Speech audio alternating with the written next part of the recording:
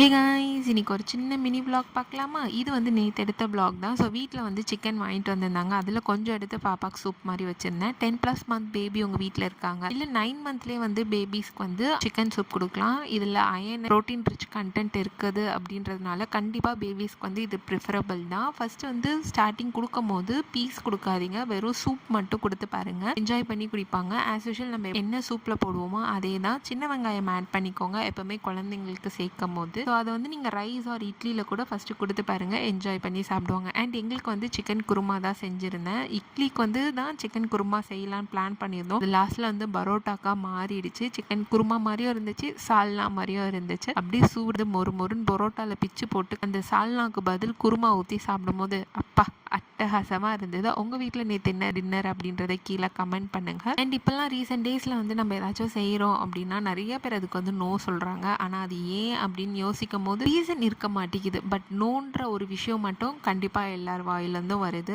ஆனால் ரீசன் கேட்டால் வேண்டானா வேண்டாம் அப்படின்ற ஒரு விஷயத்த மட்டும் சொல்லி முடிச்சிடுறாங்க. தோணுதோ அதை நம்ம செஞ்சுட்டு போயிட்டே இருக்கணும். யார் நோ சொன்னாலும் சரி, அது எஸ் சொன்னாலும் சரி, உங்களுக்கு அது கரெக்டுன்னு பட்டா மட்டும் செய்யுங்க. உங்களோட ஒப்பீனியன் இதில் என்ன அப்படின்றத கீழே கமெண்ட் பண்ணிட்டு போங்க. இந்த மாதிரி வீடியோஸ்க்கு நம்ம சேனலை மறக்காமல் லைக் பண்ணி, ஷேர் பண்ணி, சப்ஸ்கிரைப் பண்ணிட்டு போங்க. அடுத்த வீடியோவில் சந்திக்கலாம். பாய்.